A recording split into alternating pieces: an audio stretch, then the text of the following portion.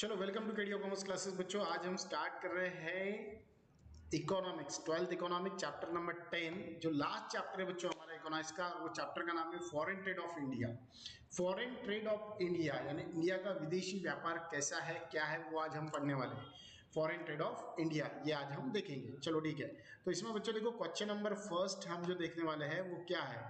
तो question number first है, explain the history of India in foreign trade. कि foreign trade की history पहले इंडिया की हमारी क्या रह चुकी है, और उसके बाद में फिर हम पढ़ेंगे आगे का कि फॉरेन ट्रेड में इंडिया का क्या रोल है, क्या नहीं है, किस तरह से हम फॉरेन में ट्रेड करते हैं, वो सब हम देखेंगे। तो इंट्रोडक्शन दिया उन्होंने बिफोर 1947 बच्चों कौन सा ईयर है? वो ईयर है जिस दिन हमें इंडिपेंडेंस मिला था, जब हम आज़ाद हुआ था भारत देश। और इसलिए बोला बिफोर 1947 1947 के पहले। तो pattern of India foreign trade was typically colonial.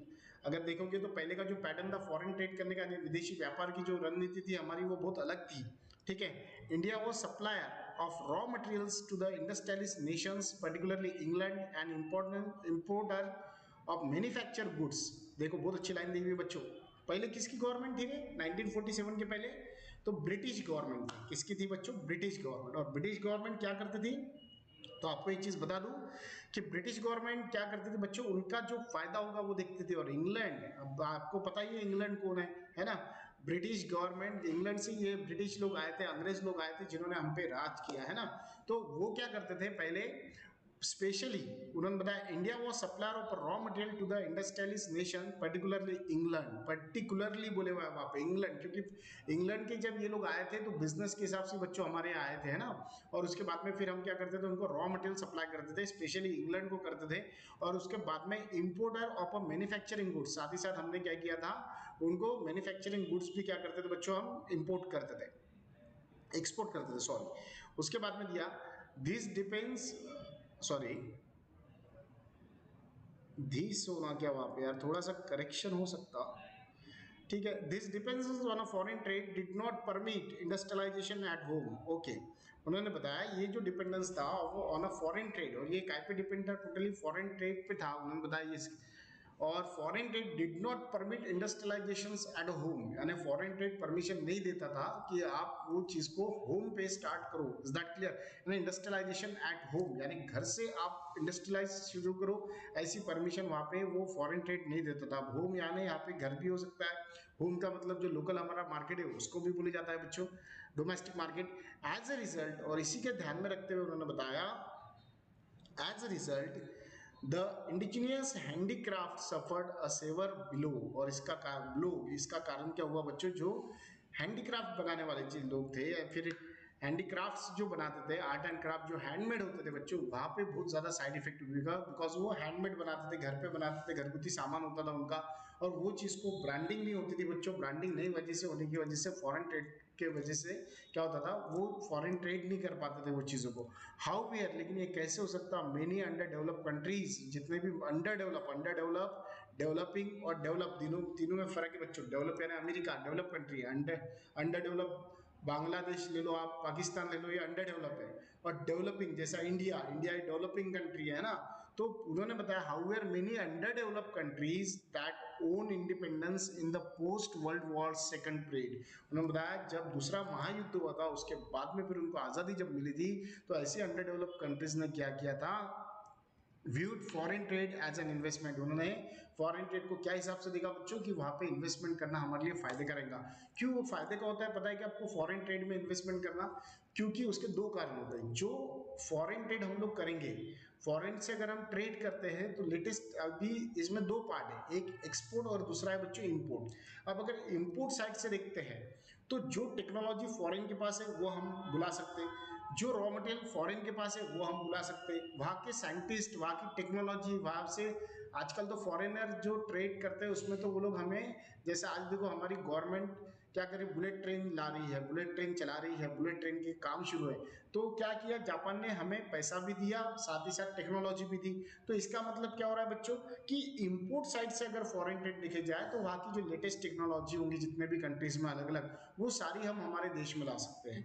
वहाँ के नए गुड्स ला सकते हैं, वहाँ का प्रोडक्शन टेक्निक ला सकते हैं, वहाँ की नई मशीनरीज ला सकते हैं, वहाँ की इक्विपमेंट ला सकते हैं, वहाँ के प्लांट ला सकते हैं, वहाँ की बहुत सारी चीजों को बच्चों हम इंपोर्ट कर सकते हैं। और एक्सपोर्ट की तरफ से देखे जाए तो बच्चों हमारे यहाँ पे जो मटेरियल को, जो रॉ मटेरियल्स है, जो एक्स्ट्रा या ऑप्टिमम जिस जो ज़्यादा होते हैं वो हमारे यहाँ पे ज़्यादा यूज़ में रहते, हम उसको एक्सपोर्ट कर सकते हैं, हम उससे पैसा कमा सकते हैं। सेकंड, जो हमारे यहाँ पे कम चीज़ों में बिकता है, एज्यूम कर 10 रुपये 20 रुपये में, हम उसको वहाँ पे कम से कम हज़ारों रुपए में सेल कर सकते हैं। और आपको बता दूं फॉरेन ट्रेड में, एक्सपोर्ट में, मसालों में हम लोग स्पाइस जिसको बोलते हैं मसालों में बच्चों हम नंबर 1 पे है ना। साथ ही साथ आपको एक दो चीज़ें और बताऊंगा मैं आगे। तो ये चीज़ों की वजह से क्या होता है, वहाँ की फॉरेन करेंसी आएंगी, जो चीज़ यहाँ पे चीप रेट में बिक रही है वो वहाँ पे प्रोडक्ट हम डियर रेट में यानी महंगे रेट में बेच सकते हैं। तो ये एक बहुत बड़ा एडवांटेज है। और इसीलिए ये जो अंडर डेवलप कंट्रीज थी, इन्होंने क्या सोचा कि सेकंड वर्ल्ड वॉर के बाद में इनको जब इंडिपेंडेंस आज़ादी मिली, वो टाइम पे इन्होंने बच्चों ये सोचा क्यों ना फॉरेन ट्रेड एक इन्वेस्टमेंट के हिसाब से बेस्ट है, क्योंकि आज हम वहाँ पे इन्वेस्ट करेंगे, आज वहाँ से अगर सामान यहाँ पे आएगा, इक्विपमेंट वहाँ यहाँ आएंगे, तो कल चल के हम वैसी क्वालिटी का प्रोडक्ट, वैसी सारी चीज़ें हमारे यहाँ के सिटीजन्स को हम दे पाएंगे। तो ये इसकी हिस्ट्री थी। उसके बाद में बच्चों फॉरेन ट्रेड बहुत स्पीड से चलने लग गया। अब देखो, एक्सप्लेन द, अब क्वेश्चन नंबर सेकंड क्या बोलता है, explain the meaning of internal trade and foreign trade. अब आपको ये तो पता चला फॉरेन ट्रेड यानी क्या होता है बच्चों, जब हम अपनी कंट्री छोड़ के बाकी कंट्री को साथ में ट्रांजेक्शन्स करते हैं, लेन देन करते हैं, एक्सपोर्ट इंपोर्ट करते हैं, तो उसको फॉरेन ट्रेड बोलते हैं। फिर इंटरनल ट्रेड यानी क्या, जब हमारी जो जियोग्राफिकल बाउंड्रीज होती है, पॉलिटिकल जो बाउंड्री होती है, यानी हमारे देश के अंदर, हमारे कंट्री के अंदर जो हम सामान लेते, परचेस करते, सेल करते, उसको बोला जाता है बच्चों इंटरनल ट्रेड। और एक्सटर्नल ट्रेड बोले तो हम जब हमारे कंट्री के बियॉन्ड जाके माल सेल करते हैं या वहां से परचेस करते हैं, तो that is called a foreign trade. अब ये दोनों का मीनिंग क्या बोला उन्होंने, देखो पहले दिया इंटरनल ट्रेड का मीनिंग बच्चों, ठीक है। Buying and selling of goods and services within the boundaries of nations are refer to as a internal trade, उन्होंने बताया। और डोमेस्टिक ट्रेड और होम ट्रेड भी बच्चों बोलते हैं, अभी मैंने आपको ऊपर होम का मतलब बताया था। Buying and selling of goods and service with in the boundaries of nation, हमारी जो पॉलिटिकल बाउंड्रीज है, जो जोग्राफिकल बाउंड्री इंडिया की, वो बाउंड्री के अंदर अगर आप क्या करते हो बच्चों, सामान परचेस करते हो, सेल करते हो, चाहे रॉ मटेरियल हो, कम्युनिटी हो, टेक्नोलॉजी हो, या कोई भी चीज हो, अगर अपनी सर्विस हो या ट्रेड हो, ये कोई भी चीज को अगर आप सेल करते हो, बट कैसे, इंटरनल ट्रेड बोले जाएगा उसको, हमारे कंट्री के अंदर, हमारे पॉलिटिकल बाउंड्री के अंदर, तो that is called internal trade, that is called domestic trade, that is called home trade. बच्चों 3 वर्ड यहाँ पे दे हुए, तो आपको है ना अभी जो ये साल से बच्चों जो एमसीक्यूज आ रहे हैं उसमें ऑड वर्ड है ना जो फाइंड आउट करना पड़ता, तो इसमें हो सकता है आपको internal trade, domestic trade, home trade, foreign trade, तो ऐसे 4 वर्ड देंगे और वो आपको पूछेंगे बताओ इस ऑड वर्ड कौन सा है। तो देखो ऑड वर्ड इसमें कौन सा रहा, फॉरेन ट्रेड। क्यों, क्योंकि होम इंटरनल ट्रेड एक है, इंटरनल ट्रेड को ही क्या बोलते हैं, डोमेस्टिक ट्रेड, डोमेस्टिक ट्रेड को ही क्या बोलते हैं, होम ट्रेड। तो ये हो गए कॉमन। फिर इसमें ऑड कौन सा है, फॉरेन, क्योंकि फॉरेन ट्रेड और ये तीनों वर्ड का कोई लेना देना नहीं है। तो बच्चों ऐसे एमसीक्यूज भी आपको ये साल से आने वाले हैं, तो वो हिसाब से भी आपको ये ध्यान में रखना है। आगे देखो, for example, if the goods produced in the Maharashtra are sold to state like West Bengal, Uttar Pradesh, Tamil Nadu, etc., then it is known as internal trade। उन्होंने बताया कि हमने महाराष्ट्र के अंदर कोई चीज़ बनाई, हमने महाराष्ट्र के अंदर कोई चीज़ मैन्युफैक्चरिंग की और उसको हम इंडिया के कोई दूसरे स्टेट में सेल कर रहे हैं। फॉर एग्जाम्पल उन्होंने वेस्ट बंगाल दिया, उत्तर प्रदेश दिया, तमिलनाडु दिया, गुजरात ले लो, राजस्थान ले लो, कन्याकुमारी से लेके तो कश्मीर तक, अगर हम यहाँ पे कहीं पे सेल करते हैं बच्चों, या वहां से कोई चीज अगर परचेस करते हैं, तो that is called internal trade, ठीक है ना। चलो अब देखो बच्चों मीनिंग ऑफ फॉरेन ट्रेड क्या होता है ना। तो फॉरेन ट्रेड का मतलब होता है, foreign trade is a trade between the different countries of the world, it is called an international trade and external trade. अब देखो बच्चों यहाँ पे भी ऑड जो मैंने बताया ना, ऑड आपको क्या होता है, क्वेश्चन आते कि find out the odd word, तो उसमें भी देखो यहाँ पे पहले तो इसका मतलब समझ लो कि foreign trade is a trade, foreign trade एक ऐसा व्यापार है between the different countries of the world, world जितना है हमारा, जो भी वर्ल्ड है हमारा, वो वर्ल्ड के अंदर अगर हम हमारे कंट्री में से वर्ल्ड में जितनी कंट्रीज होंगी जिनके साथ में हमारे इकोनॉमिकल ट्रांजेक्शन पॉसिबल होते होंगे, हम उनके साथ में अगर बच्चों इकोनॉमिक ट्रांजेक्शन करते हैं, हम गुड्स और सर्विस अगर उनको सेल करते हैं या वहां से परचेस करते हैं, तो that is called a foreign trade. अब फिर फॉरेन ट्रेड को क्या क्या बोला जाता है, it is called international trade, उसको इंटरनेशनल ट्रेड भी बोला जाएगा क्योंकि हम इंटरनेशनल लेवल पे कर रहे हैं। It is called external trade, क्योंकि हम हमारे इंटरनल ट्रेड को छोड़ के बाहर बेच रहे हैं माल, तो that is called external trade. And it is also called a foreign trade. तो ये 3 वर्ड है बच्चों, foreign trade, internal sorry external trade and international trade. इसको ग्लोबल ट्रेड भी बोला जाता है, ठीक है ना, ग्लोबल लेवल पे ट्रेड करना। तो ये 4 वर्ड है, अगर एक आधा वर्ड इसमें डाल दिया आप इंटरनल ट्रेड, तो ऑड में क्या आएगा, इंटरनल ट्रेड आएगा। तो ये चीजें आपको ध्यान में रखना है। चलो आगे, डेफिनेशन देखो, according to Wasserman and Hultman, अब ये क्या बोलते हैं Hultman, international trade consist of the transactions between the resident and of different countries, यानी रेसिडेंट कंट्री से अगर आप बाकी फॉरेन कंट्री के साथ में बच्चों ट्रांजेक्शन्स कर रहे हो तो उसको इंटरनेशनल ट्रेड बोले जाएगा। नेक्स्ट क्वेश्चन दिया बच्चों उन्होंने, explain the types of foreign trade. ये बच्चों जो चैप्टर है बहुत इजी है, ये हमेशा आपने कहीं ना कहीं सुना, हमेशा आपने देखा, हमेशा इसके बारे में आपने डिस्कस किया होगा। आप CNBC चैनल्स देखते हो, अमेरिका के डॉलर के रेट कम ज़्यादा होते हैं वो हम देखते हैं, उसका इम्पैक्ट हमारे यहाँ पे कैसे गिरता है, गोल्ड के रेट कम ज़्यादा कैसे होते हैं, ये सब फॉरेन ट्रेड मार्केट में किस तरह से उलाढाल होती है, जिसका इफेक्ट शेयर पे होता है, जिसका इफेक्ट कमोडिटी मार्केट पे होता है, कैपिटल मार्केट, मनी मार्केट पे होता है, ये सब हमने रेट भी किया था कहीं ना कहीं, और इसलिए ये चैप्टर समझने के लिए बहुत ईजी है, लर्न करने के लिए भी ईजी है, इसलिए थोड़ा सा हम इसको जल्दी जल्दी लेंगे। नेक्स्ट देखो, explain the types of foreign trade. अब फॉरेन ट्रेड के प्रकार क्या क्या है बच्चों, ये तो हमें समझ में आ गया सर कि फॉरेन ट्रेड क्या होता है कि जहां पे हम गुड्स क्या कर रहे हैं, गुड्स को हम सेल कर रहे हैं, लेकिन कहाँ सेल कर रहे हैं, हमारी कंट्री छोड़ के एक्सटर्नल, बाहर दूसरे देश में, तो उसको हम फॉरेन ट्रेड बोलते हैं। फिर इसके टाइप्स क्या क्या है, तो देखो उन्होंने बताया बच्चों, foreign trade is divided in the following 3 types, 3 type में बच्चों ये डिवाइडेड है। पहला दिया इंपोर्ट ट्रेड, इंपोर्ट यानी बुलाना, माल को बुलाते हैं, माल परचेस कर रहे हैं, यानी माल को खरीद रहे हैं, गुड्स को परचेस कर रहे हैं, तो that is called import, import करना। आज भी बहुत से बच्चों को इंपोर्ट और एक्सपोर्ट में डिफरेंस नहीं समझता, इंपोर्ट क्या है, इंपोर्ट ही नहीं समझता, तो ध्यान रखो, इंपोर्ट यानी जब आप आपके कंट्री में कोई दूसरे कंट्री से बच्चों गुड्स परचेस करते हो, वहां से गुड्स परचेस करके अपने कंट्री में लेके आते हो, या फिर ऑर्डर देते हो और वो भेजता है, और हमारे गुड्स जो है वो हम अगर उधर फॉरेन में भेजते हैं, तो that is called import and export. यानी इंपोर्ट क्या हुआ, उन्होंने हमारे देश में भेजा, that is called import. Export क्या हुआ, हम उनके देश में माल भेज रहे, दैट इज कॉल्ड एक्सपोर्ट। तो यहाँ पे पहला पॉइंट क्या है, इंपोर्ट। अब इंपोर्ट ट्रेड देखो क्या है, import trade refer to a purchase of goods and services by one country from another country. अगर हमारी कंट्री है और हम हमारे कंट्री में से क्या कर रहे हैं, दूसरे अनदर कंट्री, एज्यूम करो अमेरिका, अभी देखो हमारे कंट्री ने क्या किया बच्चों, वैक्सीन दी दूसरे कंट्री को, तो ये एक्सपोर्ट हुआ। अब अमेरिका ने, आपको याद होगा तो पैरासीटामोल की मेडिसिन जो है वो मंगाई थी हमारे देश से, तो ये एक्सपोर्ट हुआ है ना। अभी हमारे नरेंद्र मोदी जी जो प्राइम मिनिस्टर है, ये क्या कर रहे हैं, वैक्सीन अलग अलग देशों में भी भेज रहे हैं कि भैया वहां पे, और फ्री ऑफ कॉस्ट में भेज रहे हैं, बहुत बड़ी बात है, उनको दे रहे हैं, बहुत बड़ी बात है ये कि इतना बड़ा दिल रख रहे हैं, और वो लोग भी खुश है, उनके भी रिप्लाई अच्छे आ रहे हैं कि भैया बहुत बड़ी बात है, ऐसे मुसीबत के समय में हमारा भारत देश हमेशा आगे रहता है और हर एक की हेल्प करता है ना। तो इंपोर्ट ट्रेड में क्या है, तो import trade refer to purchase goods and services by one country from another country, दूसरे कंट्री से अगर हम लोग परचेस करते हैं तो उसको हम इंपोर्ट बोलेंगे।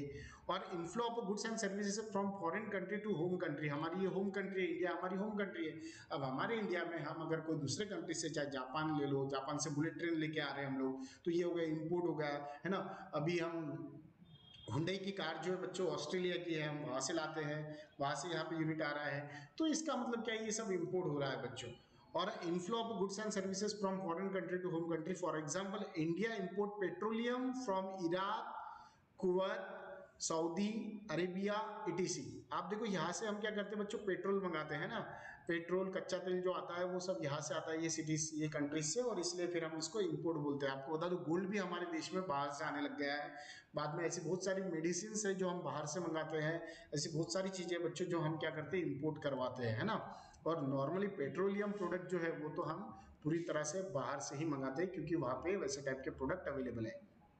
एक्सपोर्ट ट्रेड, अब देखो बच्चों एक्सपोर्ट ट्रेड क्या होता है, export trade refer to the sale of goods by one country to another country, और आउटफ्लो, पहले देखो इनफ्लो, अब आउटफ्लो, आउटफ्लो यानी बाहर, इनफ्लो यानी अंदर, goods from one country to foreign country. यहाँ पे क्या हो रहा है बच्चों, हम क्या करते हैं, हमारे देश के गुड्स, हमारे देश के प्रोडक्ट क्या करते हैं बच्चों, फॉरेन में सेल करते हैं, दूसरे कंट्री को बेचते हैं, तो उसको हम बोलते हैं एक्सपोर्ट ट्रेड। आपको बता दूं मसाले, मसाले में हम नंबर 1 है बच्चों, हम मसाले बाकी के देश में सेल करते हैं, जो मसाला हमारे यहाँ पे 1000 या 1200 रुपए किलो होगा, आप 12,000 रुपए किलो बेचते हैं, क्योंकि एक्सपोर्ट करने से ये एक बेनिफिट होता है कि आपकी जो यहाँ पे कॉस्ट लग रही है उससे कहीं ज्यादा सुपर नॉर्मल प्रॉफिट आप वहां पे कमा सकते हो। फॉर एग्जाम्पल उन्होंने दिया इंडिया एक्सपोर्ट टी, बच्चों टी के लिए भी हम फेमस है, आसाम की टी हमारी बहुत फेमस है, राइस चावल के लिए भी हम बेताज बादशाह, हमारे यहाँ पे बहुत वैरायटी के राइस मिलते हैं बच्चों।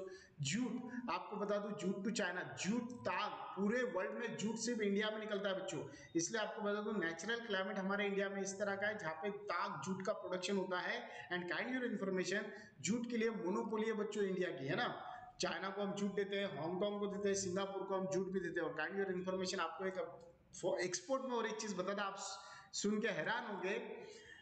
मैंने डिस्कवरी पे देखा था, डिस्कवरी चैनल पे देखा था बच्चों, क्या हुआ था वहां पे एक फॉरेन में सलून की दुकान दिखाते हैं, वहां पे एक लेडीज जाती है हेयर कटिंग करने के लिए, नहीं बोल रहा मैं, सुनो अच्छे से, हेयर ज्वाइन करने के लिए। अपन कट करने जाते, नॉर्मल लेडीज काय के लिए जाती है बच्चों, हेयर कट करने के लिए जाती है ना ब्यूटी पार्लर में। तो वो लेडीज जब वहां पे गई तो वो बोल रही थी भैया मुझे हेयर लगा के चाहिए अच्छे वाले। तो जब उसको वो हेयर बढ़िया, वो विंग जो आती है वो लगा के दिए, और उसके बाल जो भी होंगे बाद में और उसको बढ़ा के दिए बाल अच्छे से, तो वो शॉक्ड हो गई कि इतने प्यारे बाल कहाँ से आते हैं। तो काइंड योर इन्फॉर्मेशन, उसको जब पता चला कि ये जो बाल है ये इंडिया से आ रहे हैं, यानी वहां पे इंडिया ने एक्सपोर्ट किया हेयर, बालों की बात कर रहा हूं मैं, ये हमारे जो हेयर्स होते हैं इसकी बात कर रहा हूँ, बट जेंट्स के हेयर नहीं, लेडीज के हेयर की बात कर रहा हूँ मैं। क्यों? बिकॉज आपको पता होगा बेटा, हमारे इंडिया में सब में रिच क्लास मंदिर कौन सा है? तिरुपति। तिरुपति बालाजी में 600 मुंडन, 600 नाई बच्चों रोज मुंडन करते हैं ना, 600 नाई होते हैं वहां पे, जो आई थिंक मेरे ख्याल से 10,000 10,000 मुंडन डेली होते हैं वहां पे, 10,000 मुंडन, 600 नाई वहां पे होते हैं बच्चों, सलून वाले होते हैं वो 10,000 मुंडन डेली करते हैं। और बाद में वो जो बाल होते हैं, जो लॉन्ग बाल होते हैं बच्चों, वो हेयर को क्या करते हैं, लॉन्ग हेयर को वहां पे नीचे, वो तिरुपति बालाजी जो मंदिर है उसके नीचे, जहाँ पे पहाड़ पे ना बेटा नीचे बहुत सारी ऐसी फैक्ट्रीज है जो वो बालों को, हेयर को क्या करती है, वॉश करती है, क्लीन करती है, बैक्टीरियल फ्री करती है, उसको अच्छे से गंगावन में लगाती है, उसको अच्छे से पैकेट में पैक करती है, और बाद में उसको सेल किया जाता है। और आपको बता दूं इंडिया एक ऐसा देश है जो पूरे वर्ल्ड में हेयर सेल करता है, एक्सपोर्ट करता है, काइंड योर इन्फॉर्मेशन। बट ये बात कहीं पे भी नहीं है, ये आपको डिस्कवरी चैनल पे ही देखने को मिलेगा, ये आपको कोई बुक्स में नहीं मिलेगा, कोई कहीं नहीं मिलेगा, यूट्यूब पे भले मिल सकता है। तो ये चीज है बच्चों। तो इंडिया एक्सपोर्ट बहुत सारी चीजें करता है, जिसमें से हमने देखा यहाँ पे टी भी एक्सपोर्ट करते हैं, राइस भी करते हैं, मसाले में भी हम नंबर 1 है, मसाले भी बहुत अच्छे, पान भी, खाने के पान भी बच्चों हम लोग एक्सपोर्ट करते हैं। नेक्स्ट दिया इंटरपोर्ट ट्रेड क्या होता है। अब अच्छा देखो, इंपोर्ट तो समझ में आया, फॉरेन से बुलाना, एक्सपोर्ट भी समझ में आया, इंडिया से फॉरेन में भेजना, बट इंटरपोर्ट क्या है ये समझ लो। इसको टू इन वन बोले जाता है, टू इन वन बोले तो import and export, that is called entrepot. अब ये क्या होता है देखो, entrepot trade refer to a purchase of goods and services from one country and then selling them to another country after some processing operation, most important, after some processing operation, most important, after some processing operation। इसका मतलब है airport है हमारा India का, Indira Gandhi international airport ले लो, है ना, वहां पे हमने क्या किया, अमेरिका से कोई चीज मंगाई, ठीक है।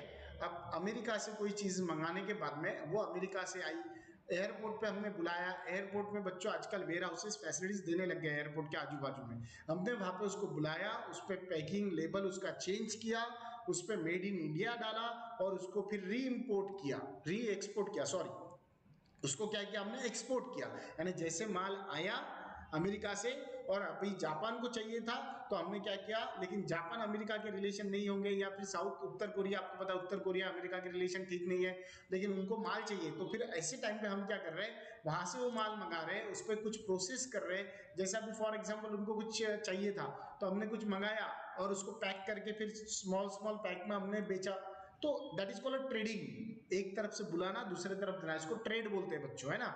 लेकिन अगर आप फॉरेन कंट्री से बुला रहे हैं और फॉरेन कंट्री में कुछ प्रोसेस करने के बाद में सेल कर रहे हैं, तो वो ट्रेडिंग नहीं बोलते, उसको इंटरपोर्ट ट्रेड बोलते हैं। क्या बोलते हैं? इंटरपोर्ट ट्रेड, जिसका मतलब होता है बाहर से बुलाया, उस पर कुछ प्रोसेस की, उसकी पैकिंग चेंज की, लेबल चेंज किया, या अलग अलग इसमें उस पर या कुछ प्लस किया, उसमें ऐड किया, ऐड करने से दूसरा प्रोडक्ट तैयार किया, और उसको बाद में एक्सपोर्ट किया।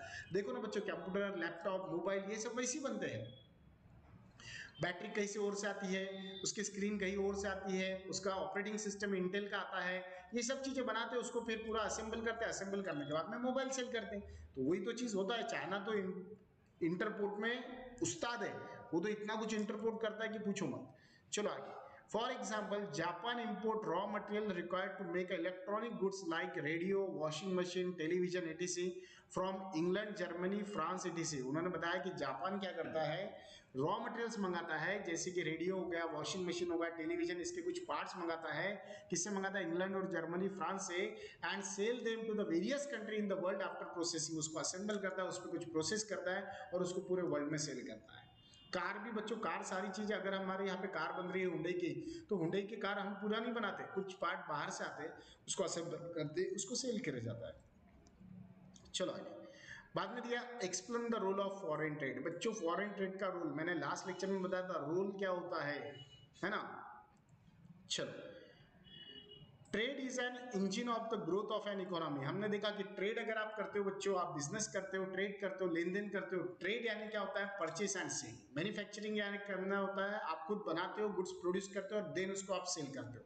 बट ट्रेड में आप मैन्युफैक्चरिंग नहीं करते हो, ट्रेड में आप परचेस कर रहे हो, सेल कर रहे हो। अब ट्रेड अगर आप कर रहे हो बच्चों, तो इकोनॉमिक ट्रांजेक्शन हो रहा, because you purchase and sale, that is called economic transaction.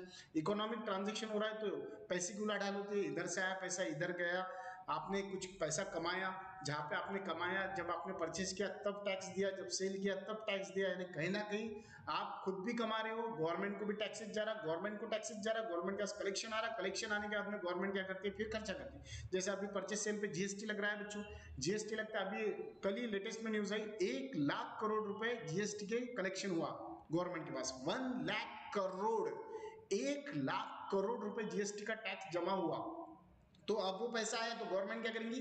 वो पैसा अलग अलग हमारे सोसाइटीज पे खर्चा करेंगी, अलग अलग लोगों के वेलफेयर के लिए पैसा खर्चा किया जाएगा। और फॉरेन ट्रेड के लिए आपको बता दूं, अभी निर्मला सीतारमण जी ने कल ही एक डिसीजन लिया, जिसमें उन्होंने बताया बच्चों, शुक्रवार को एक डिसीजन लिया कि फॉरेन ट्रेड में 2% की कुछ तो भी उन्होंने कंसेशन दिया, डिस्काउंट दिया, जिसकी वजह से फॉरेन ट्रेड से इंपोर्ट एक्सपोर्ट करने में आसानी होगी, है ना। चलो, तो ट्रेड कैसे ग्रोथ करता है इकोनॉमी, अर्थव्यवस्था को, ये आपको समझ में आ गया। Because it play an important role of for economic development. और इकोनॉमिक डेवलपमेंट, आर्थिक प्रगति यहाँ पे हमारी बहुत अच्छे से होती है। इन develop countries it represent a significant share of gross domestic product. और डेवलप जो कंट्री होती है बच्चों, वहाँ पे क्या होता है? हमारा जो जीडीपी होता है, ग्रॉस डोमेस्टिक प्रोडक्ट, वो बढ़ता है और उसके लिए बहुत ज्यादा इंपॉर्टेंट होता है। Role of foreign trade can be justified on the basis of the following points. अब इसका रोल क्या प्ले करता है, इंपॉर्टेंट रोल, वो हमें पता चलेगा। नंबर 1, अगर हम फॉरेन ट्रेड करते हैं बच्चों, तो उसकी वजह से क्या होगा? टू अर्न फॉरेन एक्सचेंज, हम फॉरेन की करेंसी यहाँ पे आएंगी हमारे पास, जितनी फॉरेन की करेंसी आएंगी उतना अच्छा है। आपको याद होगा आमिर खान का एक बीच में, आमिर खान की एक ऐड आती थी कि हम अतिथि देवो भव, अतिथि देवो भव बोले तो हमारे जो टूरिस्ट डिपार्टमेंट है उन्होंने आमिर खान को एम्बेसडर बनाया था और उनको बोलने लगा था कि भैया जो फॉरेनर लोग आते हैं इंडिया में, तो आप उनको परेशान मत करो, क्योंकि बहुत सारे सेलर जो होते हैं वो क्या करते हैं, सेल करते हैं, उनको बहुत फोर्स करते हैं, भैया ले लो, उनके पीछे लगते हैं। इवन दो वो फॉरेनर्स को यहाँ से फास्ट जाना पड़ता है वो शॉप से, इतना वो परेशान करते हैं। या फिर हम लोग ही कोई दिखे तो एकदम फोटो निकालो, ये निकालो, एकदम उनको जैसे मानो कोई नया इंसान दिख लिया धरती पे, तो हम लोग भी कैसे बिहेव करते। तो इसलिए गवर्नमेंट ने टाइम टू टाइम एडवाइजरी जारी की थी कि ऐसा मत करो, बिकॉज वो हमारे यहाँ के गेस्ट है, वो जितना हमारे यहाँ पे आएंगे उतना अच्छा रहेगा। अब वो आएंगे तो कैसे अच्छा रहेगा बच्चों? बच्चों वो अगर हमारे यहाँ आ रहे तो वो पैसे खर्चा करेंगे ना। तो जो चीजों की टिकट हमारे इंडिया के लिए, आम सिटीजन्स के लिए 10 रुपए 15 रुपए होती है, वो फॉरेन के लिए कम से कम 500 1000 रुपए होती है। इसका मतलब 10 रुपए कहा और 1000 रुपए कहा, इतना बड़ा डिफरेंस, इतनी करेंसी हमारे यहाँ पे आ रही। सेकंड थिंग, हमारे यहाँ के जो सेलर्स होते हैं, जो चीज आप लोगों को 150 रुपए में मिलती है 150 में, वो उनको 1500 रुपए में सेल करते हैं। उनको होटल के रेट अलग होते हैं, टैक्सी के रेट अलग होते हैं। तो इसकी वजह से कहना कि उनसे हमें कलेक्शन ज्यादा था, रेवेन्यू ज्यादा था, और वो आएंगे तो ये चीजें बच्चों आएंगी। लेकिन अगर वो आना बंद कर देंगे तो ये चीजें नहीं आएंगी हमारे पास। इसलिए उन्होंने एक एडवर्टाइज चलाई थी कि फॉरेन करेंसी अगर हमें कमाना है, फॉरेन ट्रेड अगर होगा, फॉरेन के लोग यहाँ पे अगर आते हैं, तो बच्चों कहीं ना कहीं हमें फॉरेन एक्सचेंज करने में जो करेंसी है वो हमें मिलेंगे, हम अर्न कर पाएंगे। क्या अर्न कर पाएंगे? Foreign exchange. Foreign trade provide a foreign exchange which can be use for a very productive purpose. बहुत ज्यादा प्रोडक्टिव पर्पज के लिए फॉरेन करेंसी बच्चों इंपॉर्टेंट होती है, जो फॉरेन ट्रेड की वजह से पॉसिबल है। Foreign trade is a remarkable factor in expanding the market and the encouraging the production of the goods. यानी फॉरेन ट्रेड की वजह से क्या हो सकता है बच्चों, हम हमारा मार्केट बढ़ा भी सकते हैं, एक्सपांड कर सकते हैं, और साथ ही साथ encouraging the production of goods, हमारा जो प्रोडक्शन, जो गुड्स प्रोड्यूस कर रहे हैं वो भी इनकरेज हो सकता है, वो भी फास्ट होगा, वहाँ की लेटेस्ट टेक्नोलॉजी पता चलेंगी, और हम हमारे प्रोडक्शन की कैपेसिटी, इफिशियंसी भी बढ़ा सकते हैं। Second, encourage investment. Foreign trade create an opportunity for the producer to reach the beyond the domestic market. यानी फॉरेन ट्रेड अगर आप कर रहे हो तो इसका बेनिफिट क्या होगा कि पहले आप आपके डोमेस्टिक मार्केट, घरेलू मार्केट या अपने इंडिया में जो प्रोडक्ट बेच रहे थे वो यहाँ के रेट, यहाँ के टैक्सेस, यहाँ की चीजों के हिसाब से बेचते थे। अब अगर आप फॉरेन ट्रेड कर रहे हो तो बच्चों जो क्वालिटी आप यहाँ पे दे रहे हो वही क्वालिटी अगर आप फॉरेन में दे रहे हो तो फॉरेन में हो सकता है डिमांड ज्यादा है, फॉरेन में हो सकता है बच्चों वहाँ पे पैसा ज्यादा कमाएंगे क्योंकि प्राइस ज्यादा रखेंगे, क्योंकि उनका डॉलर, हमारा रुपया, डॉलर के रेट ज्यादा होते हैं हमेशा, रुपए के कम होते हैं, और इसकी वजह से क्या होगा, बेनिफिट ज्यादा होगा।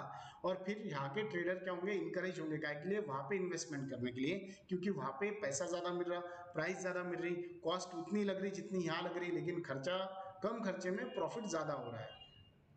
इट का encourage them to produce more goods for export, और इसके वजह से क्या होगा, हमें इंकरेजमेंट मिलता है बिकॉज वहां पे हमें प्रॉफिट ज्यादा मिलता है और फिर हम ज्यादा से ज्यादा वहां पे एक्सपोर्ट करेंगे। This leads to an increase in the total investment in an economy, और इसी के कारण से हम क्या करेंगे, हमारी जो अर्थव्यवस्था है इसमें हम इन्वेस्टमेंट ज्यादा करेंगे। बाद में दिया division of labour and specialisation. Foreign trade lead to division of labour and specialisation at world level, की फॉरेन ट्रेड के वजह से हमें क्या पता चला कि डिवीजन ऑफ लेबर, यानी पहले हम लोग क्या करते थे बच्चों, जब हमारे यहाँ पे मैन्युफैक्चरिंग चीजें होती थी तब एक ही जगह सब लोग काम करते थे, लेकिन फॉरेन ट्रेड की वजह से हमें वहाँ के लेटेस्ट मैनेजमेंट, लेटेस्ट टेक्नोलॉजी, सब चीजें सीखने को मिला। और एफ.डब्ल्यू. टेलर, बाद में पीटर डकर, ये सब फॉरेनर थे, इन्होंने बताया कि मैनेजमेंट कैसा करते हैं, और मैनेजमेंट की वजह से हमें पता चला कि डिवीजन ऑफ लेबर कैसे होता है, कि लेबर को किस तरह से डिवाइडेड करके जाता है, परचेस डिपार्टमेंट अलग, सेल डिपार्टमेंट अलग, एडवर्टाइज डिपार्टमेंट अलग, अकाउंटिंग डिपार्टमेंट अलग, लेबर वेलफेयर डिपार्टमेंट अलग, सैलरी डिपार्टमेंट अलग, ये जो डिपार्टमेंट हम अलग बनाने लग गए, that is called division of labour. Labour को एक जगह मत रखो, अलग अलग काम पे अलग अलग लेबर को उसकी क्वालिटी, उसकी स्किल के हिसाब से डिवाइडेड करो और उसको वो काम दो जो वो अच्छा कर सके, इससे काम फास्ट होगा, अकाउंटेबिलिटी पूरी होगी, स्पीड से लोग काम करेंगे और सब कुछ अच्छे से होगा। ये सब स्पेशलाइजेशन ये कहाँ पे चलने लग गया, वर्ल्ड लेवल पे। आज ये कब कहाँ से सीखने लग गए हम, फॉरेन ट्रेड की वजह से हम ये चीजें सीखने लग गए। And some countries have abundant natural resources, they should export raw material and import finished goods from countries which are advanced in a skill manpower। आज बच्चों फॉरेन ट्रेड की वजह से हमें वहाँ की मैन पावर यूज करने को मिल गई, वहाँ का रॉ मटेरियल यूज करने को मिलता, वहाँ का फिनिश गुड्स कौन से वो यूज करने को मिलता। तो फॉरेन ट्रेड की वजह से देखो ना आज क्या होने लगा, फॉरेन के साथ में हमारा ट्रेड लेन देन होने लग गया। तो जापान की जो ट्रेन है वो आज हमारे इंडिया में आने वाली है, तो ये कैसे क्या पॉसिबल हुआ, because of due to foreign trade. Otherwise वहाँ की ट्रेन, वहाँ की स्किल लेबर, वहाँ के टैलेंट हम यहाँ पे थोड़ी ना ला सकते थे। तो इसीलिए उन्होंने बताया the foreign trade gives the benefit to all the countries thereby leading to division of labour and specialisation. Foreign trade की वजह से क्या होता है बच्चों, स्पेशलाइजेशन भी क्रिएट होता है और leading to division of labour, और लेबर को भी हम अच्छे से लीड कर सकते हैं। फोर्थ नंबर का पॉइंट दिया optimum allocation and utilisation of resources, कि महत्तम ज्यादा से ज्यादा ये रिसोर्सेज को किस तरह से यूटिलाइज किया जाए, किस तरह से उनका यूज किया जाए और किस तरह से उनको काम पे लगाया जाए, ये भी हमें पता चलता है। Due to specialisation, because of उन्होंने बताया स्पेशलाइजेशन जो हम लेबर को कर रहे हैं अलग अलग डिवीजन में, and resources and channelise for the productions of only those goods which will give highest returns. हम आजकल स्पेशलाइजेशन की वजह से हम आजकल वो प्रोडक्ट बनाने लग गए जो हमें ज़्यादा से ज़्यादा प्रॉफिट दे रहा है, और इसलिए हम फॉरेन में ज़्यादा से ज़्यादा एक्सपोर्ट करते हैं, जिसकी वजह से क्या हो सके, हमें ज़्यादा से ज़्यादा बच्चों बेनिफिट मिल सके, ज़्यादा से ज़्यादा हमारे पास पैसा आ सके। दस इसीलिए उन्होंने बताया there is a rational allocation and specialization of resources at the international level due to foreign trade। आज क्या होता है हमारे पास बस ज़्यादा बहुत सारे रिसोर्सेस आने लग गए बच्चों, स्पेशलाइजेशन होने लग गया, क्योंकि हम इंटरनेशनल लेवल पे आजकल क्या करने लग गए बच्चों, फॉरेन ट्रेड करने लग गए। नेक्स्ट दिया stability in price level. Stability in price level का मतलब देख लो, उन्होंने बताया foreign trade help to keep the demand and supply position stable which in terms stabilise the prices level in the economy. आज प्राइस हमारी equal रहती है, क्यों रहती है बच्चों, क्योंकि कोई गुड्स का अगर शॉर्ट हो रहा है तो गुड्स का अगर शॉर्ट होने से क्या होता है बच्चों, वहाँ पे बेनिफिट ये होता है कि फॉरेन ट्रेड की वजह से जो गुड्स हमारे यहाँ पे नहीं, अभी आप देखो बीच में है ना प्याज जो होता है अनियन वो कम हो रहा था तो हमने फॉरेन से मंगाया, फॉरेन से प्याज, यानी यहाँ पे प्राइस बढ़ नहीं थी। बीच में आपको याद होगा 2-3 साल पहले जो तुअर दाल होती है बच्चों, तुअर दाल की प्राइस एकदम से बढ़ने लग गई थी है ना, तो हमने क्या किया, तुअर दाल की प्राइस बढ़ रही थी, हमने क्या किया, फॉरेन से तुअर दाल मंगाई। फॉरेन से मंगाने की वजह से व्हाट हैपन, क्या हुआ कि यहाँ की प्राइस हमने बढ़न नहीं दी, वो कांस्टेंट रखी। फॉरेन ट्रेड की वजह से जो मटेरियल यहाँ पे कंप्लीट, एक तो मेडिकल भी हो गया बच्चों, मेडिसिन भी हम फॉरेन से मंगाते हैं, या फिर हम एक्सपोर्ट करते हैं उनको, जब हमारे पास सरप्लस चीजें हो जाती है तो उसके वजह से स्टेबिलिटी प्राइस ये कंटिन्यू रहती है, स्टेबल रहती है प्राइस, वो लेवल जो होती है प्राइस की कम ज्यादा नहीं होती है। Availability of multiple choice, foreign trade provide a multiple choices of imported commodities. As a foreign trade is a highly competitive, is also ensure a good quality and standard product. This raises the standard of the living of people. आपको बता दूं, availability of multiple choice का मतलब होता है कि आप अगर कोई प्रोडक्ट लेना चाहते हो तो आपके पास ऑप्शन बहुत सारे हैं। आज देखो, आप गाड़ी लेते, हुंडई की कार है आपके पास, इंडिया की टाटा तो है ही, हुंडई है, मारुति सुजुकी है, अभी दो गाड़ी नहीं आप देख रहे हो, एक एमजी हेक्टा, एमजी कंपनी आई हुई है, उसके बाद में सेल्टॉस कंपनी आई हुई है अभी, और ये 2021 में कितनी सारी बच्चों फॉरेन की कार्स अपने इंडिया में लॉन्च हो रही है। बीएमडब्ल्यू है, ऑडी है ना, जैगवार है, बाद में मर्सिडीज है, ये सारी गाड़ियां आज हम ले पाते हैं। और हमारे पास एक चॉइस है क्या, नहीं भैया सिर्फ बीएमडब्ल्यू नहीं, आज हमारे पास अनलिमिटेड चॉइसेस है, जिसमें से हम जो चाहे वो मल्टीपल चॉइस हम वहां पे कर सकते हैं। चाहे वो कोई भी गुड्स परचेस करना हो, आज हमारे पास बहुत सारे ऑप्शंस अवेलेबल होते हैं बच्चों। और ये क्यों पॉसिबल हो, ड्यू टू फॉरेन ट्रेड की वजह से। बाद में दिया उन्होंने, bring reputation and help earn goodwill, हमारी रेपुटेशन भी रहेंगी कांस्टेंट, और साथ ही साथ हमारी गुडविल भी हम अर्न कर पाएंगे। Exporting country can earn a reputation and goodwill in the international market. आज इंटरनेशनल मार्केट वर्ल्ड लेवल पे बच्चों, अगर आप गुड्स और कमोडिटी सेल या परचेस कर रहे हो तो आपकी रेपुटेशन कैसे बढ़ती है, जो एक्सपोर्टिंग कंट्री होती है, जो ज्यादा एक्सपोर्ट करती है, तो उनकी एक मार्केट में रेपुटेशन, नहीं भैया ये देश के साथ में हमें रिलेशन अच्छे रखना है, क्यों, क्योंकि वो हमसे माल बहुत ज्यादा परचेस करता है। आज चाइना इतना ये क्यों करता है, रे चाइना आप देखो पाकिस्तान पे पूरा कंट्रोल कर रहा है, क्यों, पाकिस्तान के लिए चाइना सब कुछ हो गया, क्यों सब कुछ हो गया, क्योंकि पाकिस्तान हर चीज वहां से एक्सपोर्ट कर रहा है, सॉरी इंपोर्ट कर रहा है, और चाइना उसको हर चीज एक्सपोर्ट कर रहा है। तो चाइना की गुडविल इतनी हो गई कि चाइना जो बोलेगा पाकिस्तान करता, क्यों, बिकॉज उसको पता है पाकिस्तान, चाइना को ये अपनी गुड्स के भरोसे बैठे हुआ है, तो इसलिए चाइना की आज गुडविल अच्छी है, क्यों, क्योंकि मार्केट में हर चीज वो एक्सपोर्ट करता है बच्चों। और इसलिए उन्होंने बताया, for example countries like Japan, Japan famous है बच्चों इलेक्ट्रिक आइटम के लिए, Germany, Switzerland, etc have earn a lot of goodwill and reputation in a foreign market for their quantitative production of electronic goods। Electronic goods के लिए Japan हो गया बच्चों, Germany हो गया, स्विट्जरलैंड, ये फेमस है, और ये नाम से जाने जाते हैं, पहचाने जाते हैं कि ये लोगों के गुड्स अच्छे होते हैं, क्वालिटी होते हैं, ब्रांडेड होता है। तो इस तरह से बच्चों आज हमने क्या देखा, आज हमने देखा फॉरेन ट्रेड में पहला पॉइंट देखा बच्चों, history of India in a foreign trade. बाद में देखा बच्चों सेकंड नंबर का question, explain the meaning of international trade. बाद में देखा explain the types of foreign trade, role of foreign trade. अब आगे के हम क्वेश्चन लेंगे, ठीक है। मैं 2 मिनट का ब्रेक ले रहा हूँ, जस्ट पानी पी के आता हूँ बच्चों, और 2 मिनट के ब्रेक में मैं आपको ये फिर से लेता हूँ, ठीक है, give me just 2 minute.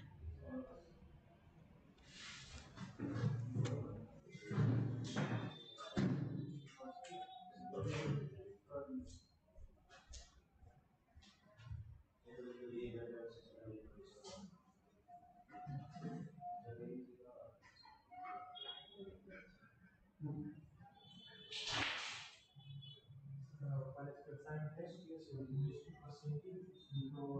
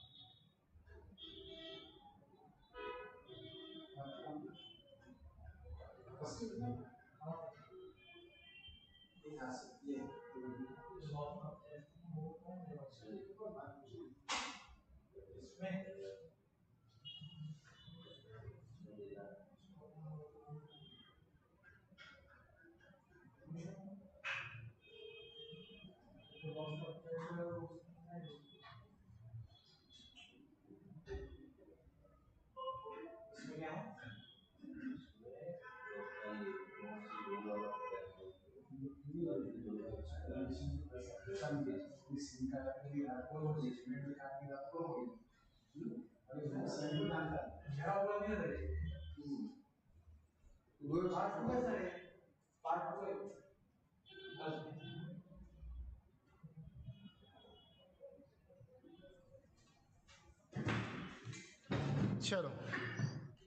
One second, welcome बच्चों।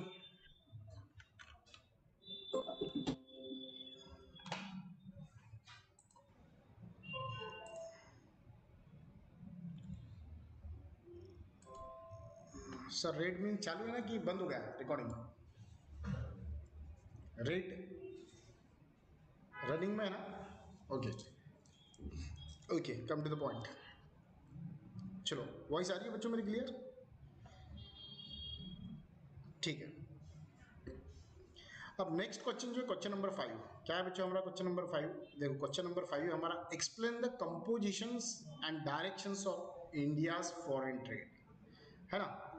अब क्या दिया हुआ है, ओवर द लास्ट 70 ईयर, पिछले 70 साल से India's foreign trade has undergone a complete change in the terms of compositions and directions.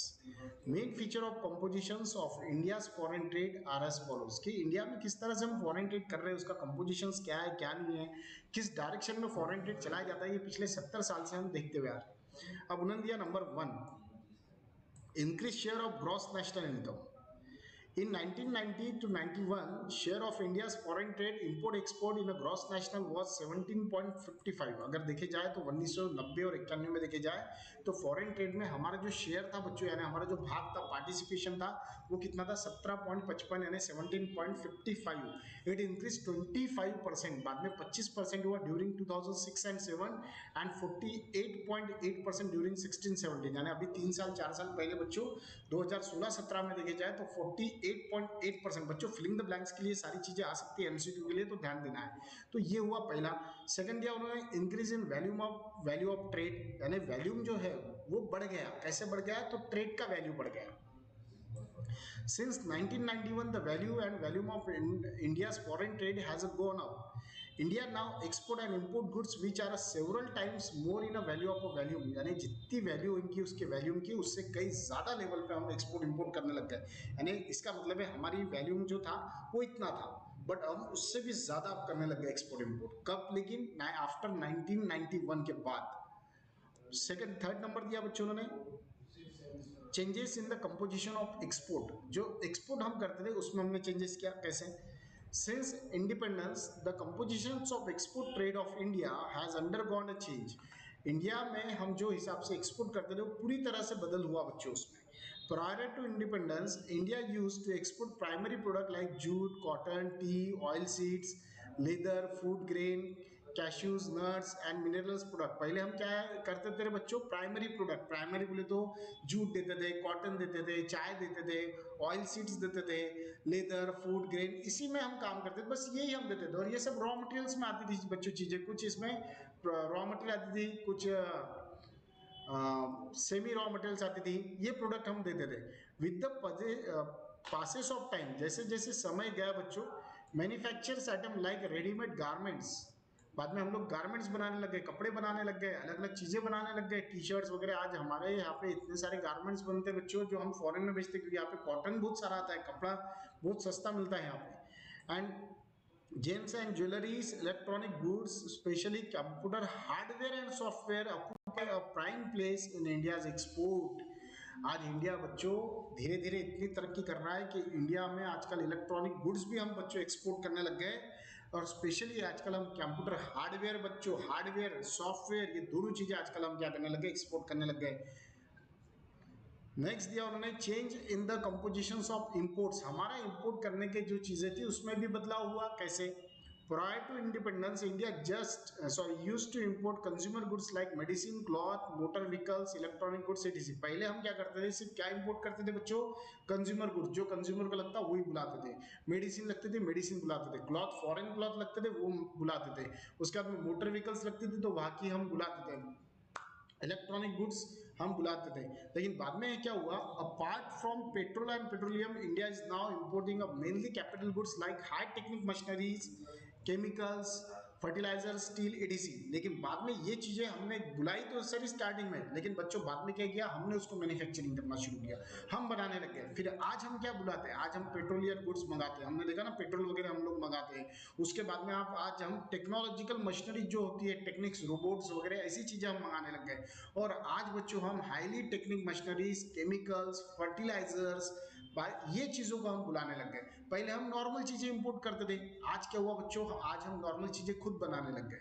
अब हम वो चीजें मंगा रहे हैं, वो चीजें इंपोर्ट कर रहे हैं जो हमें समझने के लिए टाइम है, समय है। और मैं श्योर बोलता हूँ कुछ सालों बाद ऐसा होगा कि इंडिया इंपोर्ट नहीं करेगा, जस्ट एक्सपोर्ट करेगा, क्योंकि इंडिया के पास टैलेंट की कमी नहीं है बच्चों, समझे क्या। बाद में दिया ओसेनिक ट्रेड। अब इन्होंने क्या दिया, most of the India trade by sea, but obviously आपको पता है ओशन या सी, इनसे ही हमारा जो भी होता है ट्रेड होता है। बिकॉज इंडिया एक ऐसी कंट्री है बच्चों कि जो नॉर्मली, अगर आप देखोगे हमारा इंडिया का जो ये है नकाशा है, अगर मैप को आप देखोगे तो उसकी जो नीचे वाली साइड है बच्चों, ये पूरी समुद्र से घिरी हुई है ना। और वहाँ वो एक बेनिफिट हमारे इंडिया में है कि पहले हमारे इंडिया में सी से ही बच्चों सारे लेन देन होते हैं, जो भी फॉरेन ट्रेड होते हैं। बाद में फिर एरोप्लेन्स आए, रेलवेज आजकल हमारी अलग कंट्री से ज्वाइन हो गई, और आज हम ये चीजें करते। लेकिन अगर पहले आप देखते हो तो सारी चीजें समुद्र मार्ग से ही हमारे होते थे, अंग्रेज भी वही से आए थे बच्चों। India has a trade relation with the neighbouring country like Nepal, Afghanistan, Myanmar, Sri Lanka, etc. The shares of India oceanic trade is around 68%। यानी अगर आप देखोगे बच्चों तो 68% ट्रेड हमारा कहाँ से होता है, सी वे से होता है ना, जिसको हम वाटर वे भी बोल सकते हैं। बाद में दिया बच्चों उन्होंने डेवलपमेंट ऑफ न्यू पोर्ट्स। आज हम क्या करने लगे, अलग अलग पोर्ट बनाने लगे। बंदरगाह बोलते, पता है ना पोर्ट आपको, एयरपोर्ट जैसा होता है वैसा शिप पोर्ट भी होता है जिसको बंदरगाह बोलते हैं। For its foreign trade India dependent mostly on a Mumbai, Kolkata, Chennai port. आपको बता दूं मुंबई, कलकत्ता, चेन्नई, इसको मेट्रो सिटीज क्यों बोले जाता था, बिकॉज बच्चों ये ऐसे पोर्ट थे यहाँ पे जो सब में बड़े थे। और आपको बता दूं मोस्टली आज भी जो फॉरेन से जो भी ट्रेड होता है वो बॉम्बे में आती है, कलकत्ता में आती है और चेन्नई में, वहाँ पे सारा सामान आता है। और बॉम्बे सब में बड़ा समझे जाता है क्योंकि फॉरेन ट्रेड जो भी होता है मुंबई से ही ज्यादा होता है। और आपको बता दो इंडिया में मुंबई को इकोनॉमिक कैपिटल बोले जाता है, समझा क्या। आगे therefore this port were overburdened. Recently, India has developed a new port at Kandla, Cochin, Vishakhapatnam, Nhava Sheva, etc. To reduce the burden on the existing port. पहले क्या होता था बच्चों, जो भी माल आता था सिर्फ मुंबई, कलकत्ता और चेन्नई के पोर्ट पे आता था। फिर वहाँ पे क्या होता था, बड़ी बड़ी जहाज ही खड़े रहते थे। फिर जब तक पहली शिफ्ट खाली नहीं होती तब तक दूसरा जहाज नहीं आता था। तो इसकी वजह से उन पर बर्डन आने लग गया, वर्किंग लोड बढ़ गया। और ये चीज़ों को कम करने के लिए फिर हमने क्या किया, डेवलपमेंट ऑफ न्यू पोर्ट शुरू किया। हमने क्या किया, हमारी गवर्नमेंट ने अलग अलग पोर्ट बनाने लग गए, जहाँ पे कोचीन, विशाखापट्टनम, नवाशेवा, etc. और उसके साथ ही साथ हमने कैंडला, यहाँ पे अलग अलग पोर्ट बनाने लग गए। और अभी के जो पोर्ट बनते हैं ना बच्चों, आपको बताओ पहले के तो भी पोर्ट नेचुरल जो सी की लेवल रहती थी, पानी की लेवल, वाटर लेवल, उस पर आते थे। अभी के पोर्ट ऐसे बनते हैं बच्चों कि वाटर की लेवल आप बढ़ा सकते हो, और उसके बाद में वो शिप जहाज वहां पे आती है, पूरा सामान वहां पे जो भी गुड्स होगा वो वहां पे निकालते हैं, रखते हैं वहां पे, और फिर वो चल जाती है, और फिर पानी की लेवल फिर से नीचे हो जाती है। यस, आप डिस्कवरी पे देखो, यूट्यूब चैनल पे देखो, अभी के पोर्ट बहुत टेक्नोलॉजिकल बन रहे हैं, जहाँ पे अलग अलग इक्विपमेंट, अलग अलग मशीनरी, अलग बड़ी बड़ी क्रेन, जो विद इन सेकंड तो बच्चों सारा सामान खाली करती है। तो ऐसे अलग अलग टेक्नोलॉजिकल पोर्ट हम भी डेवलप कर रहे हैं हमारे इंडिया में। ये क्वेश्चन देखा हमने, explain the composition and directions of India foreign trade. Foreign trade के लिए क्या डायरेक्शन में हम लोग काम कर रहे हैं, ये अभी पता चला हमें। अब दिया उन्होंने question number 6, explain the directions of India's foreign trade. अब ये जो क्वेश्चन है बच्चों, ये वाला क्वेश्चन और ये क्वेश्चन, ये दोनों सेम ही है, पर ये क्वेश्चन किस तरह से, वो देखो। Direction of foreign trade means the countries to which the India exports is goods and services and the countries from which its import the goods and services. यानी इंडिया जब फॉरेन ट्रेड कर रहा है तो इसका डायरेक्शन यानी इसका मार्ग कौन सा है, कौन कौन से मार्ग से ये इंपोर्ट करता है, कौन से मार्ग से एक्सपोर्ट करता है, ये उन्होंने दिया यहाँ पे। तो direction of foreign trade means the countries to which the India exports is goods and services and the countries from which its import the goods and services. कौन से डायरेक्शन में इंपोर्ट करते हैं और कौन से डायरेक्शन में एक्सपोर्ट करते हैं। दस the direction consist of the destinations of export sources of our imports, यानी कहाँ से हम इंपोर्ट करने के लिए कहाँ से एक्सपोर्ट कर रहे हैं, एक्सपोर्ट करने के लिए कहाँ पे कर रहे हैं, वहाँ का डायरेक्शन क्या है, डेस्टिनेशन क्या है, वो हमें पता चलता है। तो डेस्टिनेशन का डायरेक्शन क्या है, यानी इंडिया से अफगानिस्तान है, इंडिया से अमेरिका है, डेस्टिनेशन क्या हुआ अमेरिका, कहाँ से हुआ तो इंडिया से। तो ये सब चीजें होती हैं। Prior to independence much of the India trade was done with the Britain.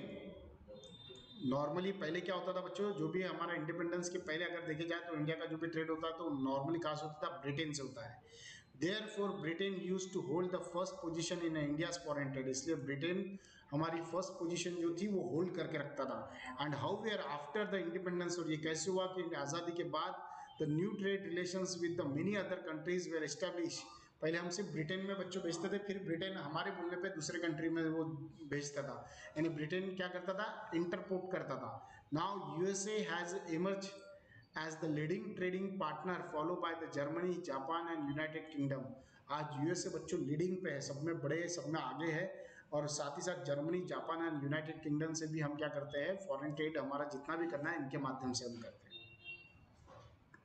Question number बच्चों 7 देखो यहाँ पे क्या है। क्वेश्चन नंबर 7 अगर आप देखोगे तो यहाँ पे देखो, explain the trends in India foreign trade since 2001। 2001 से हमारे इंडिया में फॉरेन ट्रेड में क्या क्या चेंजेस हुए, किस तरह से चीजें आई, किस तरह से नहीं, कौन से प्रोडक्ट हमने बुलाए, कौन से प्रोडक्ट कब बुलाए, कैसे बुलाए, कितने क्वांटिटी में बुलाए, ये सब यहाँ पे देखा है। मैं आपसे रिक्वेस्ट कर रहा हूँ बच्चों, वर्ड देखो मैं क्या यूज कर रहा हूँ, रिक्वेस्ट कर रहा हूँ कि आप लोग ये क्वेश्चन जरूर पढ़ना नॉलेज के लिए। हालांकि ये क्वेश्चन आपके 25% सिलेबस में नहीं है, ये रिड्यूस हो चुका है बच्चों, ये क्वेश्चन आपको एग्जाम में नहीं आएगा, बट नहीं आएगा इसलिए इसको पढ़ना नहीं, ये गलत है। हमने पढ़ना चाहिए क्योंकि आपको इससे पता चलेगा, आपको नॉलेज मिलेगा कि किस तरह से हमारे इंडिया में काम होता है। और ये प्रैक्टिकल क्वेश्चन है बच्चों, ये थियोरटिकली नहीं है, ये रियल लाइफ पे है, और ऐसा रियल में होता है। ये जो फिगर्स यहाँ पे दी हुई है ये कोई भी मन से टाइप करी हुई नहीं है बच्चों, ये रियल में सर्च रिपोर्ट जो करी हुई है उसके बेसिस पे सारी फिगर्स होती है, तो इसलिए इसको आपको रीड करना है, ठीक है। चलो नेक्स्ट क्वेश्चन है बच्चों हमारा question number 8, explain the trends in imports. अब इंपोर्ट्स के कौन से ट्रेंड्स है हमारे। चलो पेट्रोलियम, पहला क्या है बच्चों, पेट्रोलियम। यार पेट्रोल के तो भरोसे हम लोग है यार, बिकॉज हमें पेट्रोल की वजह से तो लोगों को इराक वगैरह वहां से हमें पेट्रोल लेना पड़ता है ना। चलो देखते हैं। Petroleum has always remained the most important atom of the imports in India. Trade in the pre as well as post reform trade. उन्होंने बताया कि petroleum has always remain the most important atom, कि अगर हमेशा देखे जाए तो petroleum atom ये हमारे लिए बहुत ज्यादा इंपॉर्टेंट है, चाहे प्री इंडिपेंडेंस हो या पोस्ट इंडिपेंडेंस हो, यानी आजादी के पहले पकड़ लो या आजादी के बाद, आज भी हम पेट्रोलियम प्रोडक्ट के लिए दूसरे कंट्रीज पे बच्चों डिपेंडेंट है। It had a share of 27% in the total imports in 90 to 92।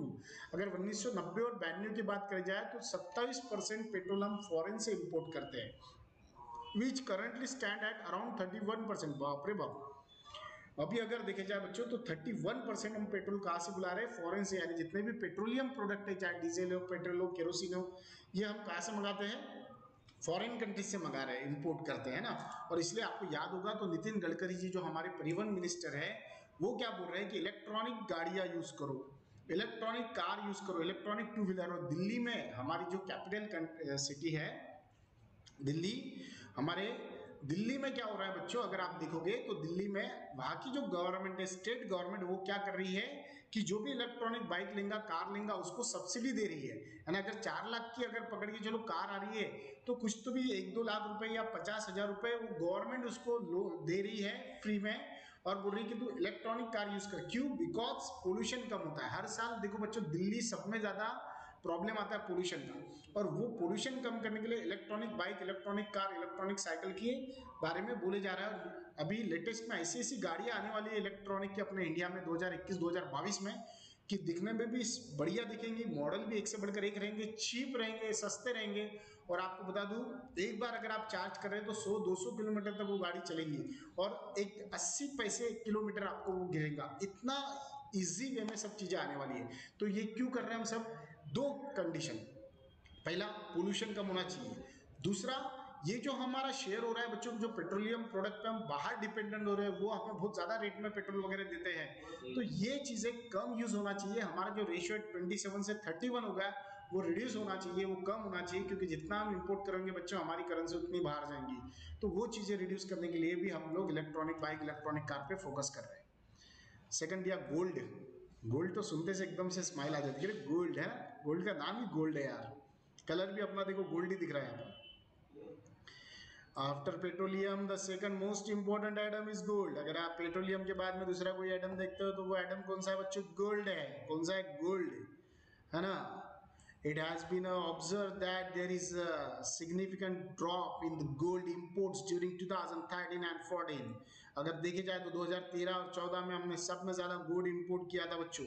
The gold import declined from 53.3 billion dollar in 2011 and 12।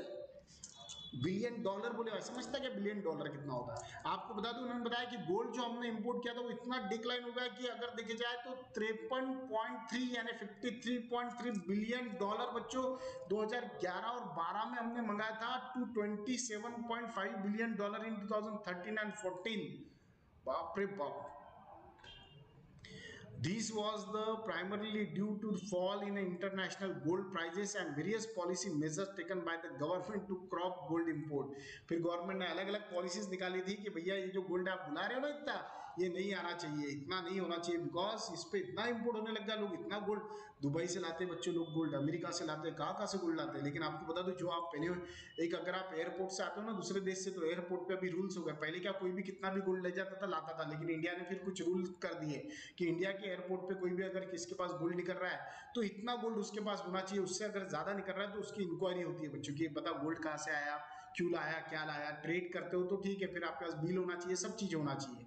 अगर आप बिना ट्रेड के अगर गोल्ड लेके आ रहे हो, पहन के आ रहे हो, कुछ कुछ ग्राम तक आप गोल्ड पहन के आ सकते हो, लेकिन आप क्या कर रहे हो बच्चों, ला रहे हो बैग में बिस्किट ला रहे हो, वीट ला रहे हो, गोल्ड के टुकड़े वगैरह ला रहे हो, तो वो ऐसी जान नहीं देता, स्कैन होता है, सब स्कैन में सब पता चलता है। और अभी तो आपने देखा पिछले 1-2 साल पहले हमारे नरेंद्र मोदी जी ने एक रूल लॉन्च किया कि जेंट्स के पास कितना गोल्ड होना चाहिए बच्चों? रिप्लाई करा करो फटाफट कमेंट्स में, कितना गोल्ड होना चाहिए? 100 ग्राम। और लेडीज के पास पूरे घर में अगर देखे जाए तो लेडीज के पास 500 ग्राम, इससे ज्यादा गोल्ड नहीं होना चाहिए शायद। हाँ, एक बार थोड़ा सा बच्चों आपने चेक करना कितना गोल्ड होना चाहिए, मुझे वो थोड़ा सा नहीं बट 100 ग्राम के ऊपर नहीं होना चाहिए, है ना। अगर है तो उसका हिसाब देना पड़ेगा गोल्ड कहाँ से आया, क्या आया। तो क्यों? बिकॉज लोग गोल्ड में बहुत पैसा इन्वेस्ट करते हैं। कुछ कुछ लोग तो हर साल बेटा गोल्ड लेते हैं। और क्या बिस्किट लेते बोलते, बिस्किट पता नहीं काय के साथ खाते हो बिस्किट, बिस्किट लेते। पता है कि आपको देखेगा आपने बिस्किट्स होंगे तो लाना, मुझे दिखाने दे भी देना, थोड़े से फीस बाकी होगी तो। चलो आगे, come to the point, next one. Fertilizer.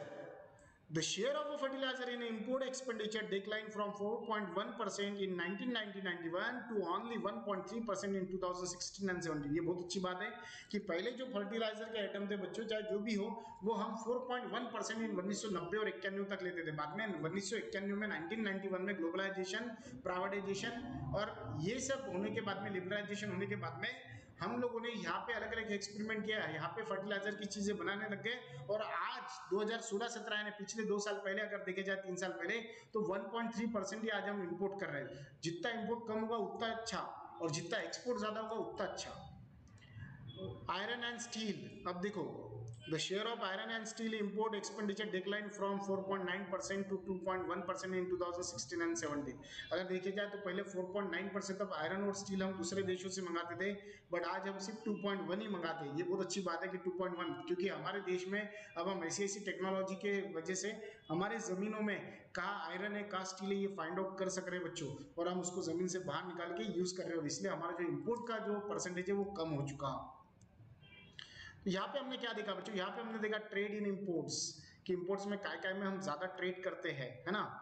अब नेक्स्ट क्वेश्चन है, थोड़ा सा ही बाकी है बच्चों, ले लेंगे ना, ऐसे एग्जाम पे क्या आता है यार, पढ़ना है हमें, एग्जाम है हमारी यार 23 अप्रैल से।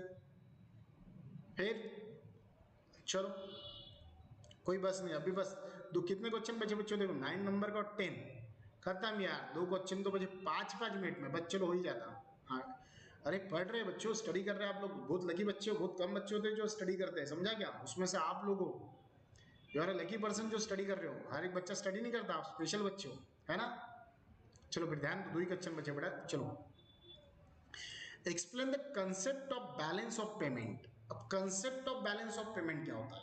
बैलेंस ऑफ पेमेंट क्या होता है, उसकी कंसेप्ट यानी संकल्पना क्या होती है? देखो meaning, The balance of payments of a country is a systematically records of all the international economic transactions of that country during a given period, usually a year. एक साल के अंदर, चाहे वो 1 अप्रैल से 31 मार्च हो, या 1 जनवरी से 31 दिसंबर हो, या 1 जुलाई से 30 जून हो, या 1 नवंबर से 30 अक्टूबर हो, कोई भी एक साल हो, वो एक साल के अंदर आप कितना, उन्होंने बताया the balance of payment of a country is systematically record. आप कितना पेमेंट कर रहे हो, कितना नहीं कर रहे हो, उसका सिस्टमेटिकली रिकॉर्ड करना। वो भी कौन सा रिकॉर्ड करना? Of all the international economic transaction, जिसमें भी आपने अंतरराष्ट्रीय आर्थिक व्यवहार किया, आर्थिक बोले तो ट्रेड किया, लेन देन किया, वो सारे सिस्टमेटिकली रिकॉर्ड करना एक साल के अंदर, उसको बोले जाता है बच्चों बैलेंस ऑफ पेमेंट। नहीं तो आपको लगेगा बैलेंस ऑफ पेमेंट बोले तो सर पेमेंट का कुछ बैलेंस उसकी तरफ बचे हुआ है, नहीं, उसको बैलेंस ऑफ पेमेंट नहीं बोला जाएगा। यहाँ पे बोला जाता है इंटरनेशनल लेवल पे आप जितना भी ट्रेड करते हो, चाहे एक्सपोर्ट इंटरपोर्ट या एक्सपोर्ट करते हो, इंपोर्ट करते हो या इंटरपोर्ट करते हो, इसके साथ में जब ट्रेड कर रहे कितना कर रहे हो, वो सारा रिकॉर्ड, वो सिस्टमेटिकली एक साल का मेंटेन करना, रिकॉर्ड करना, that is called balance of payment. Definition क्या दिया? Definition दिया according to Ellsworth, balance of payment is a summary statement of all the transactions between the resident of the one country and the rest of the world. Resident of the one country बोले तो जो country में से आप import या export कर रहे हैं, वो कंट्री से दूसरे देशों के साथ में कितना लेन देन हुआ, कितने पैसे आए, कितने गए, ये सब रिकॉर्ड करना सिस्टमेटिकली विद इन 1 ईयर, उसको बोले जाता है बच्चों balance of payment. Second definition है बच्चों अकॉर्डिंग टू वॉल्टर कैरियस, क्या बोलते हैं ये देखो, the balance of payment of a country is a systematically record of the all economic transaction completed between its resident and the rest of the world during a given period of time, usually concept of 1 year. अब मुझे बताओ यार, दोनों definition में क्या difference था रे? दोनों डेफिनेशन एक ही जैसी, ऐसी इन्होंने क्या कर दिया, आगे लगा दिया during a given period of time, usually concept 1 year की। उन्होंने बताया कि आप रेसिडेंटल कंट्री से बाकी कंट्रीज में कितना इकोनॉमिक ट्रांजिशन करते, कितना लेन देन कर रहे हो, कितना एक्सपोर्ट कर रहे हो, कितना इंपोर्ट कर रहे हो, कितना इंटर ट्रेड कर रहे हो, इंटरपोर्ट कर रहे हो, ये सब ट्रांजेक्शन सिस्टमेटिकली रिकॉर्ड किए जाते हैं। रिकॉर्ड करने के बाद में अमाउंट फाइंड आउट की जाती है, पता चलता है एक्सपोर्ट इतना हुआ, इंपोर्ट इतना हुआ, फिर एक्सपोर्ट का रेशियो ज्यादा है, इंपोर्ट का रेशियो ज्यादा है, ये सब पता करने के बाद में उसको बोले जाता है बच्चों बैलेंस ऑफ पेमेंट। लेकिन ये एक साल में होता है, with in 1 year. From the above definition, it is clear that the value of exchange of goods and services among the citizens, businessmen, firms, government, etc. is included in the balance of payment. उन्होंने बताया ऊपर के definition के ऊपर से ये पता चलता है बच्चों, क्या पता चलता है? From the above definition, it is clear, हमें ये क्लियर हो रहा है that the value of exchange of goods and services among the citizen, businessmen, firms, government, etc. is included in the balance of payment. कि अगर कोई citizen के साथ में कितना एक्सपोर्ट इंपोर्ट हो रहा है, कोई बिजनेसमैन के साथ में कितना एक्सपोर्ट इंपोर्ट हो रहा है, फर्म के साथ में हो रहा है, गवर्नमेंट कर रही है, ये सभी चीजें बच्चों वहां पे रिकॉर्ड होती है। इन शॉर्ट आपको बता दूं, कंट्री के बाहर कोई चीज जाती है या आती है कंट्री में, तो सब रिकॉर्ड होती है, लेकिन कौन सी? इकोनॉमिक ट्रांजेक्शन है, इकोनॉमिक ट्रांजेक्शन। चलो नेक्स्ट क्वेश्चन बचा, लास्ट वाला क्वेश्चन है बच्चों, explain the balance of trade. अब बैलेंस ऑफ पेमेंट तो समझ में आ गया हमें, तो बैलेंस ऑफ ट्रेड क्या होता है? देखो meaning, balance of trade is the difference between the value of a country export and import for a given trade. अब देखो balance of trade, balance trade का बैलेंस कितना बचा, कि 2 करोड़ का एक्सपोर्ट किया, 1.5 करोड़ का इंपोर्ट किया, कितना बैलेंस बचा रहे? वेरी गुड यार, 50 लाख, क्या बात है, समझ में आ गया आपको ये क्वेश्चन। बैलेंस ऑफ ट्रेड बोले तो आपने एक साल में कितने अमाउंट का एक्सपोर्ट किया, कितना अमाउंट का इंपोर्ट किया, ये दोनों का difference, difference between export and import trade, that is also called a balance trade. Is that clear? चलो, balance of trade is also refer to an international trade balance, इसको आप इंटरनेशनल ट्रेड बैलेंस भी बोल सकते हो। Definition क्या दी? According to Bentham, क्या बोलते हैं ये? Balance of trade of a country is the relations over a trade off between the value of her, दिया यार यहाँ पे, her export and imports of a physical goods. उन्होंने बताया बैलेंस ऑफ, बरोबर है, कंट्री के लिए बच्चों यहाँ पे हर यूज किया गया।